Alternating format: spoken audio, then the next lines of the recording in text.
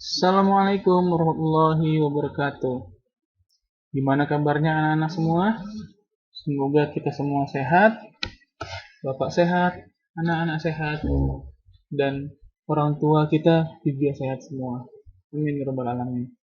Baik anak-anak, jika yang lalu saya sudah membuatkan video praktek permainan sepak bola, teknik dasar dari heading, passing, shooting, dribbling sudah diperagakan, maka sekarang saya akan menyampaikan beberapa materi lagi mengenai sepak bola. Yang pertama adalah sejarah singkat sepak bola. Permainan sepak bola sudah dimainkan oleh 250 juta orang lebih dari 200 negara, yang membuat sepak bola menjadi lebih populer di dunia. Permainan sepak bola berasal dari negara Tiongkok atau Cina. Sejarah sepak bola tercatat bermula pada masa pemerintahan dinasti Han di Cina, sekitar abad ke-2 Masehi sampai ke-3 Masehi. Pada saat itu, permainan ini dimulai dengan menggunakan bola yang terbuat dari kulit binatang yang digulung-gulung sehingga membentuk seperti bola. Cara bermainnya pun tidak jauh berbeda dengan sepak bola modern, yaitu memasukkan bola ke dalam jaring kecil. Permainan tersebut ada pada masa itu dengan istilah tuchu. Namun, cerita yang banyak diakui permainan sepak bola populer pada abad ke-12, di mana abad ini sepak bola dimainkan di padang rumput di jalanan di Inggris. Seiring berjalannya waktu, kemudian bermunculan klub sepak bola, akan tetapi kehadiran klub sepak bola itu diyakini ada sejak abad ke-15. Terorganisir dengan baik dan tanpa status resmi. Oleh karena itu, cukup sulit untuk menentukan sejak kapan hadir di muka bumi dan dari negara manakah sepak bola tersebut. Jadi masih banyak yang bertentangan. Ada yang dari sini, ada yang dari negara ini, seperti itu anak-anak semua. Itu hal yang wajar, karena pola hidup, pola pikir, dan rasa ingin tahu itu selalu ada di semua negara, di semua masyarakat di sebuah negara, sehingga terciptanya permainan-permainan baru yang akhirnya mereka semua mengklaim bahwa itu adalah milik mereka yang membuat terlebih dahulu. Kemudian selanjutnya adalah sejarah sepak bola di negara kita, di Indonesia. Persatuan Sepak Bola Seluruh Indonesia, disingkat PSSI, adalah organisasi yang bertanggung jawab mengelola sepak bola di Indonesia. PSSI berdiri pada tanggal 19 April 1930 dengan nama awal Persatuan Sepak Raga Seluruh Indonesia.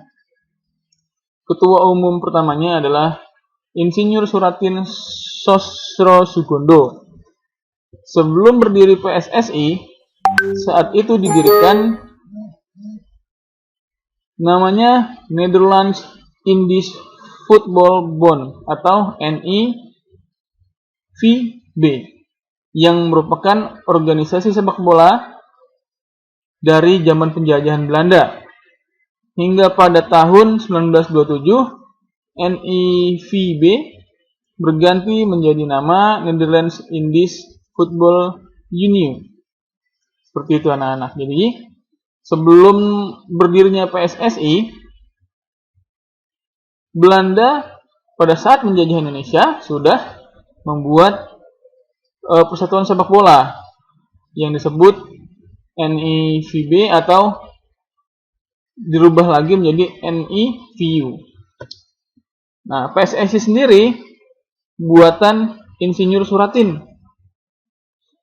bertujuan untuk menyatukan pemuda-pemuda Indonesia, salah satunya untuk melawan penjajahan. Nah, jadi Insinyur Suratin itu termasuk dalam tokoh perjuangan Indonesia. Kemudian sejarah yang modern di dunia. Yang pertama adalah saat permainan sepak bola berkembang pesat dunia, kemudian terdorong untuk membentuk wadah organisasi sepak bola dunia. Atas dasar itu, kemudian lahirlah Federation International de Football Association atau sekarang disingkat FIFA di Paris, Prancis pada tanggal 21 Mei 1904. Sebuah pertemuan yang digagas oleh dua tokoh sepak bola yaitu Henry Delaunay dan Jules Rimet tersebut dihadiri oleh 7 negara yaitu Denmark, Spanyol, Swiss, Belgia, dan Belanda. Negara-negara tersebut kemudian ditetapkan sebagai anggota FIFA pertama yang diketuai oleh Robert Guerin yang berasal dari Prancis. Adapun tujuan FIFA adalah untuk memajukan sepak bola dunia dengan berslogan For the Game for the World, yang berarti permainan sepak bola akan menjadi sebuah pemersatuan terbangsa sesudah Perang Dunia. Jadi, FIFA terbentuk berlatar belakang karena ingin bersatunya semua negara berdamai, tidak ingin berperang lagi. Sekarang berkompetisi dengan cara yang baik. Seperti itu. Setelah kita belajar tentang sejarah sepak bola, di awal terbentuknya sepak bola, kemudian di Indonesia, dan yang modern, FIFA biasanya itu pasti kalian nontonnya Piala Dunia atau Liga Champion. Nah, itu sudah berkembang kemudian setelah dibentuknya FIFA. Kemudian yang selanjutnya adalah mengenal sepak bola lebih detail, yaitu mengenai ukuran lapangan sepak bola. Yang sering dipakai adalah 105 kali 68 meter atau 115 kali 74 yard atau berukuran 7.140 meter persegi.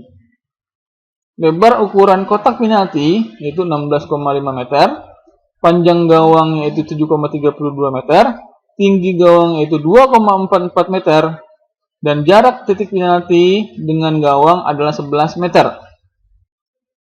Lingkaran tengah pada lapangan sepak bola berdiameter 9,15 meter. Kemudian ukuran bola pada sepak bola berdiameter 68 sampai 70 cm dengan berat 410 sampai dengan 450 gram. Nama lain sepak bola adalah football atau soccer. Jumlah pemain bola ada 11. Waktu permainannya ada 2 babak. Yang satu babaknya adalah 45 menit. Kemudian istirahatnya adalah 15 menit. Batas minimal pemain sepak bola dalam lapangan adalah 7 orang. Jadi apabila 4 orang terkena kartu merah, maka 7 pemain sisanya masih bisa melanjutkan permainan. Tetapi apabila kurang dari 7 orang, maka pemenangnya sudah ditentukan adalah untuk lawannya. Seperti itu anak-anak. Jadi, bermainlah yang sportif. Pemain yang boleh memegang bola hanya kiper, dan itu pun pada di kotak penalti. Nah, ini kotak penalti ini. Ya. Di luar kotak penalti, kiper tidak boleh menangkap bola. Tetap menggunakan kaki untuk mengoper atau menendang bola. Kemudian yang selanjutnya adalah teknik dasar permainan sepak bola, yaitu dribbling, teknik menggiring bola, shooting, teknik menendang bola ke arah gawang, passing, teknik mengoper kepada teman, heading, teknik menyundul bola. Ini semua sudah kita pelajari di video sebelumnya. Kemudian yang selanjutnya adalah tugas pembantu wasit, tugas wasit dan pembantu wasit. Tugas utama wasit adalah menegakkan peraturan, yang adil, mengendalikan jalannya permainan dengan bekerja sama dengan 2 hakim garis dan ofisial kedua tim, memastikan bola yang digunakan sesuai dengan peraturan, memastikan perlengkapan dan aksesoris pemain sesuai peraturan. berhak menghentikan, menggantung, atau meninggalkan jalannya permainan bila ada campur tangan pihak lain.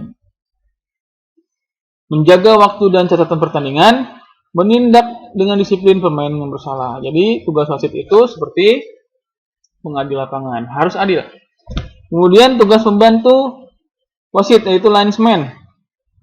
Asisten wasit membantu wasit untuk mengawasi atau mengamati pertandingan sesuai dengan peraturan permainan. Dalam hal tertentu, asisten wasit dapat masuk ke lapangan permainan untuk membantu mengawasi jaraknya sekitar 9,15 meter. Mengamati bola yang telah meninggalkan lapangan pertandingan, termasuk juga tim yang berhak mendapatkan tendangan bebas. Memberi syarat terjadinya offside, membantu wasit untuk memutuskan pelanggaran yang didapati dalam pengawasannya secara objektif, secara adil. Jadi, tugas wasit dan tugas linesman itu berdasarkan sifat adil dan bijaksana.